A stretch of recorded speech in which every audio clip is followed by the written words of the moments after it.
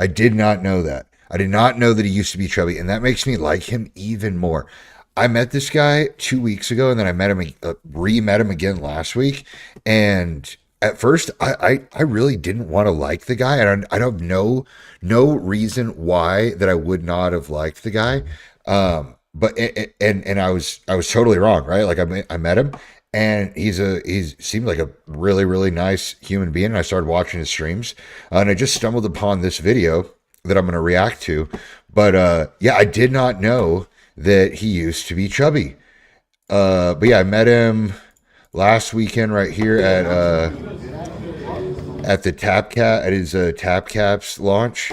Him and Clicks. So that's where I got to meet him 2 weeks ago, and then I just ran into him again 2 days ago at Thank you for signing my shoes last week. At the Streamer University deal.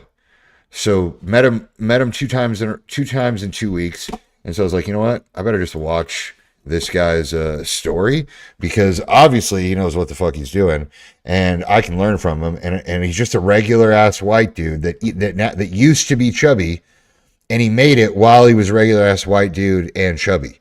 So now I want to know more about it. So we're gonna react to this, and I'm gonna take a fat ass dab. Let's go. Let's try that again. Let's go. One where every day someone new steps into the spotlight. A lucky clip, a viral moment, you're there long enough just to be forgotten. But then came Lacy. One day you never heard of him. The next. Fuck. Think of the internet like a stage.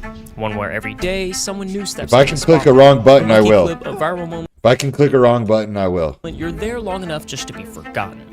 But then came Lacy. One day you never heard of him. The next, he owned the stage.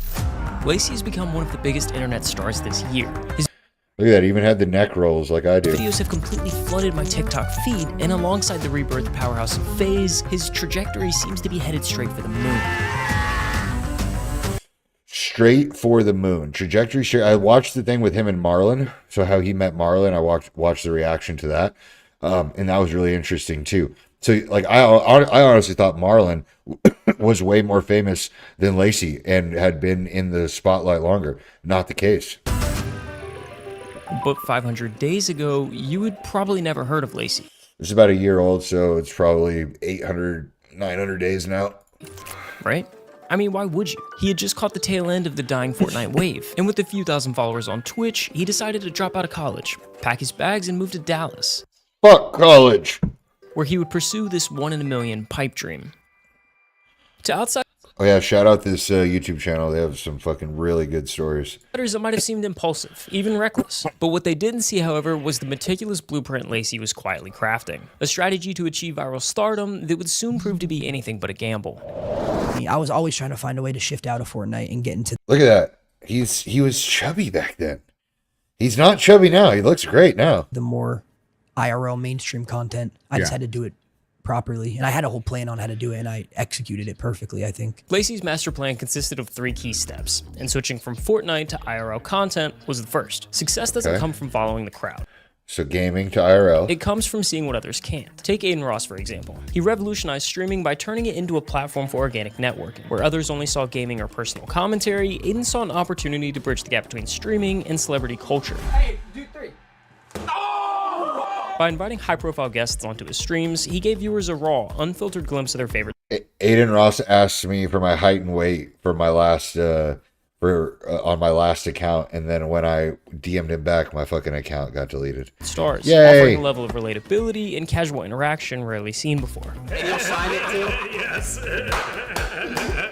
But Lacy, he looked at the world and saw something bigger. It's just like anything in life, a business, anything. Sports teams. It has to evolve. You can't just, in order for it to succeed, it has to evolve. IRL streaming wasn't just a niche, it was the future. A way to blur the lines between content and real life, where everything you do is the show. No script. Yeah, everything you do is the show. That's what makes IRL streaming so attractive to me. It's just like, you just do the life. You just do your life. That's it. No edits. E-dates marked the beginning of the transition Lacy would take from Fortnite to IRL content. And right off the bat, E-dates were a hit. E-dates offered a fresh experience that resonated deeply with casual viewers, who were drawn to the on-screen personalities and highly entertaining live interactions. The fuck is an E-date? All right, let's get the next person in here. This is my good friend. Hey, Date? Hello. Hello, how are you? Oh my gosh. That's definitely illegal. Piggybacking off of other creators' audiences, Lacy hosted date nights for creators like Clicks, Jinxie, and Darla, and an entirely new wave of viewers were tuning in to watch. And on February 25th, Lacy made it to the top of the creator food chain, hosting an e-date for none other than Kai Cenat. No shit. Come on. Are you ready for the first person? An Yes, e-date. Okay, here we go. The impact on Lacy's Kai growth was Cenat. undeniable. His metrics soared, with viewership and engagement skyrocketing over 100% compared to the previous month. It became clear that Lacy was on to God damn. something. His foresight on the next big thing was absolutely It's just like infectious, like happy-go-lucky attitude, which are the people you actually have to be the most concerned with, especially like mental health shit. right. It was around this time that I started noticing his clips popping up everywhere.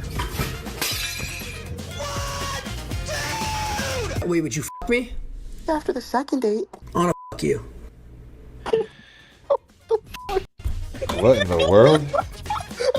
They seemed to be impossible to avoid, constantly being shared, reposted, and talked about. Before long, it felt like his face was on every video on my For You page.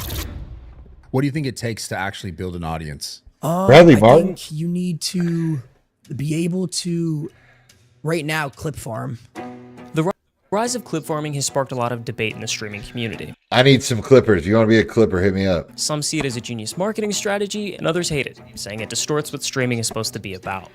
Yo, chat. In 2024, annoying, bro.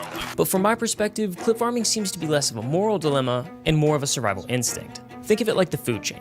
Eat or get eaten. In an ecosystem where So they're saying clip farming is like it's like taking videos in the gym showing that you're working out, but you're not actually pushing yourself. attention is currency, if you're not creating viral moments, someone else is, and they're taking Yep. your audience with them. Yup. Following the rollout of the E-Date series, Lacy expanded his in-house clipping operation, going from a small TikTok hustle with 2 pages and 1 editor to opening the doors to the world, offering to pay clippers a premium for driving eyeballs to his stream. Now, Lacy Nice. didn't invent this clipping strategy. He merely adopted it from a man named Andrew Tate. Tate didn't just take over TikTok, he broke the system. His face was everywhere, his quotes were unavoidable, and his controversial persona became a viral sensation.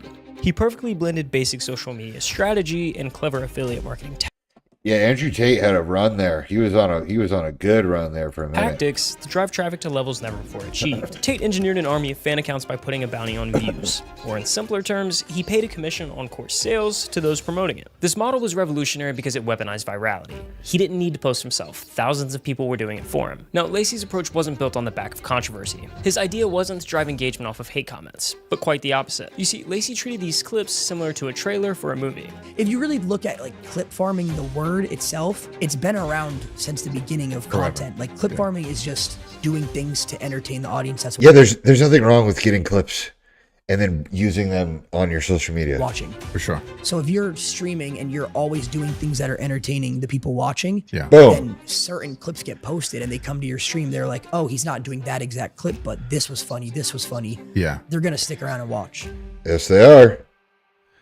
It's been proven time and time again. Joining a content house or a gaming organization. This is what I'm propel a most creator's interested stardom. about. This is what I'm most interested about in this FaZe Clan shit is knowing what was the And for genesis. Lacy, the timing of his rebrand couldn't have been more perfect. By late 2022, FaZe Clan, the once gold standard of gaming and internet culture, had hit rock bottom. Overloaded with tone-deaf sponsorships, bloated budgets for celebrity endorsements, and a diluted brand identity, FaZe had lost touch with what made it iconic in the first Okay, all right. place. The So FaZe is already falling apart. organization that built its name on authenticity and community had become a corporate shell of its former self. In the midst of this decline, FaZe co-founder Banks stepped back into the spotlight, taking over as CEO. Banks and the other founding members took drastic action, removing nearly every member from the roster and essentially wiping the slate clean. Their mission was clear: strip the excess away, cut the noise, and return FaZe back to its roots. All right, boys.